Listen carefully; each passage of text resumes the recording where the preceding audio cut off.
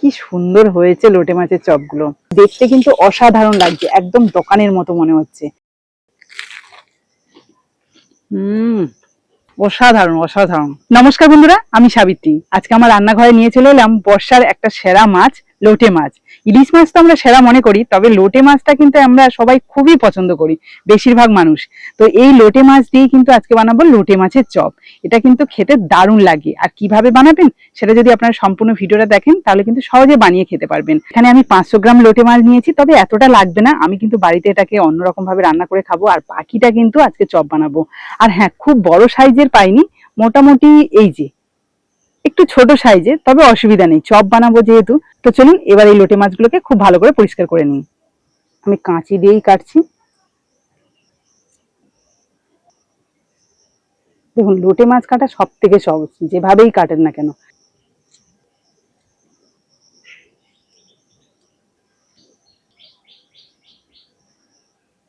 দেখুন, 500 গ্রাম মাছের মধ্যে এখানে অর্ধেকটা মাছ নিয়েছি, আর সেগুলোকে কেটে ধুয়ে পরিষ্কার করে নিয়েছি। এবার চপের জন্য এই মাছগুলোকে প্রথমে সিদ্ধ করে নেব। তার জন্য কড়াইয়ের মধ্যে দিয়ে দিচ্ছি কিছুটা জল, অল্প একটু নুন।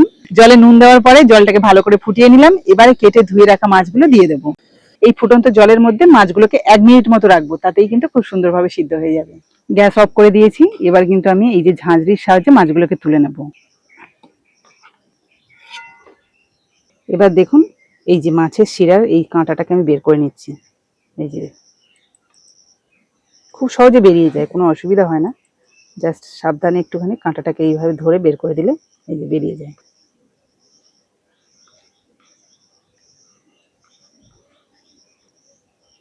দেখুন, এখানে কিন্তু মাছের কাঁটাগুলোকে আলাদা করে দিয়েছি, আর মাছটাকেও আলাদা করে দিয়েছি। এবার এই লোটে মাছের চপ বানানোর জন্য চপের পুরটা রেডি করে নেব। প্রথমে কড়াইটাকে গরম করে কড়াইয়ের মধ্যে দিয়ে দিচ্ছি অল্প একটু সর্ষের তেল, দিয়ে দিচ্ছি একটা শুকনো লঙ্কা, আর দিয়ে দিচ্ছি কিছুটা থেঁতো করা আদা রসুন। খুন্তি দিয়ে লঙ্কাটাকে কুচো করে দিচ্ছি। হালকা একটু আদা রসুন গুলো ভেজে নেওয়ার পরে দিয়ে দিচ্ছি 3টে কাঁচা লঙ্কা কুচি।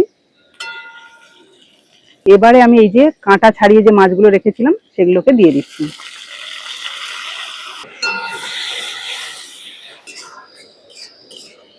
আচ্ছা, মাছ দেওয়ার পরে কিন্তু আমি দিয়ে দিচ্ছি পাতিলেবুর রস। আর পাতিলেবুর রস দিলে মাছের যে একটা গন্ধ থাকে খুব আঁচটে মতো, সেটা কিন্তু আর থাকে না। দিয়ে দিচ্ছি 1/2 চামচ হলুদ গুঁড়ো, আন্দাজ মতো নুন, অল্প একটু লঙ্কার গুঁড়ো। দেখুন, লোটে মাছগুলোকে 1 থেকে 1.5 মিনিট মতো একটু নাড়াচাড়া করে একটু শুকনো শুকনো করে নিয়েছি। আর এদিকে আমি 2টো মিডিয়াম সাইজের আলু আগে থেকে সিদ্ধ করে ম্যাশ করে রেখেছি, আর সেটাই এখন দিয়ে দেবো। লোটে মাছের চপ বানাতে গেলে কিন্তু অবশ্যই আলু ব্যবহার করতে হবে।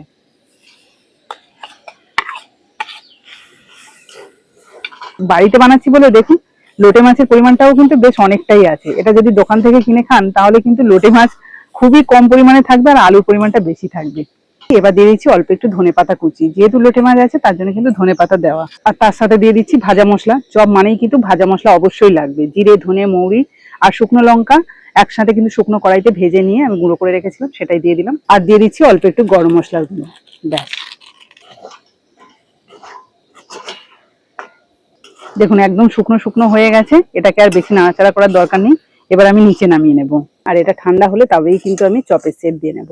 ওদিকে চপের পুরটা যতক্ষণ ঠান্ডা হচ্ছে ততক্ষণ কিন্তু এই চপের জন্য আমি একটা ব্যাটার রেডি করে নেব। একটা গভীর পাত্রের মধ্যে এখানে প্রায় 1.5 বাটি মতো বেসন নিয়ে নিচ্ছি।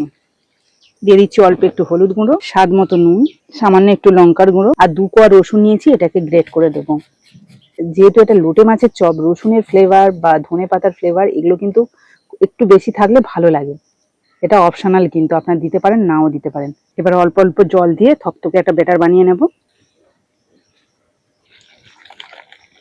আর ব্যাটারটা বানানোর সময় অল্প একটু কিন্তু ফেটিয়ে নেবেন, তাহলে কিন্তু চপগুলো খুব সুন্দর ফুলকো ফুলকো হবে। প্রায় 1 মিনিট মতো একটু ফেটিয়ে নিলাম। এবার আরেকটু জল দিয়ে দেবো এর মধ্যে। এখন কিন্তু ব্যাটার থিকনেসটা আমি ঠিক এরকমই রাখলাম, তবে ভাজার সময় আরো একবার চেক করে আপনাদের দেখিয়ে দেবো। চলুন এবার এটাকে সাইডে রেখে চপে সেপ দিয়ে নিই। আর চপে শেপ দেওয়ার জন্য আমি এরকম প্রথমে একটু বল বল করে নেবো, তাহলে একই সাইজের হবে।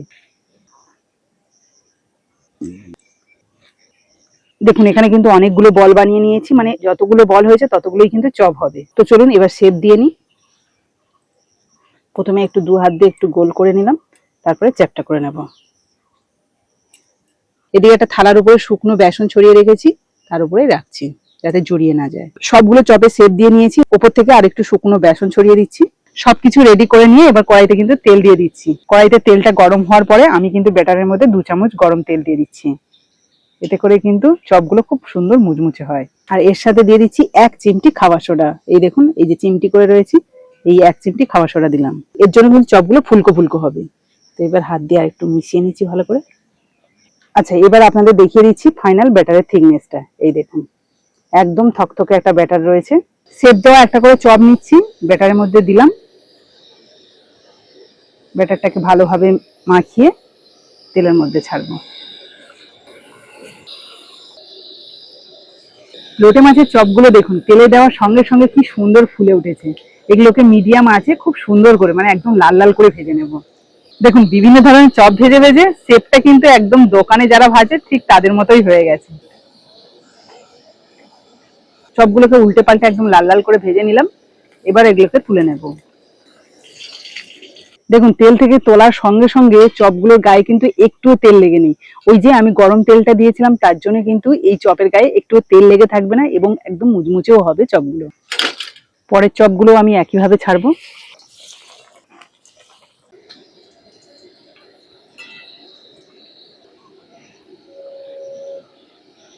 পরের গুলোও বেশ সুন্দর করে ভেজে নিলাম।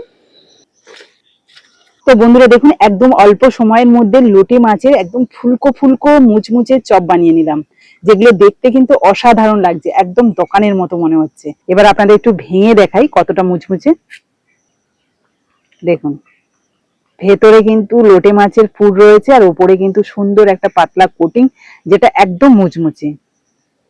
বুঝতে পারছেন কতটা মুচমুচে হয়েছে? আপনারা যাতে আরো ভালোভাবে বুঝতে পারেন তার জন্য আমি আরো একটা ভেঙে দেখাচ্ছি। অসাধারণ অসাধারণ। শুধু আমি বানিয়েছি বলে নয়, আপনারাও যদি এইভাবে বানান তাহলে আপনাদের চপগুলো কিন্তু এরকমই ফুলকো ফুলকো আর এরকমই মুচমুচে আর টেস্টি টেস্টি হবে। তো আজকের রেসিপিটা যদি আপনাদের ভালো লেগে থাকে তাহলে প্লিজ একটা লাইক করে বন্ধুদের সাথে শেয়ার করবেন। আর যারা আমার নতুন বন্ধু আছেন তারা যদি ইউটিউব থেকে দেখে থাকেন তাহলে প্লিজ প্লিজ চ্যানেলটাকে সাবস্ক্রাইব করে রাখবেন। আর যারা ফেসবুক থেকে দেখছেন তারা ফেসবুক পেজটাকে ফলো করে রাখবেন, তাহলে এরকম নতুন নতুন ভিডিও প্রতিদিনই দেখতে পাবেন। তাহলে আজকের মতো বিদায় নিচ্ছি, পরের দিন আসবো আবার একটা নতুন ভিডিও নিয়ে। ততক্ষণে ভালো থাকবেন, সুস্থ থাকবেন।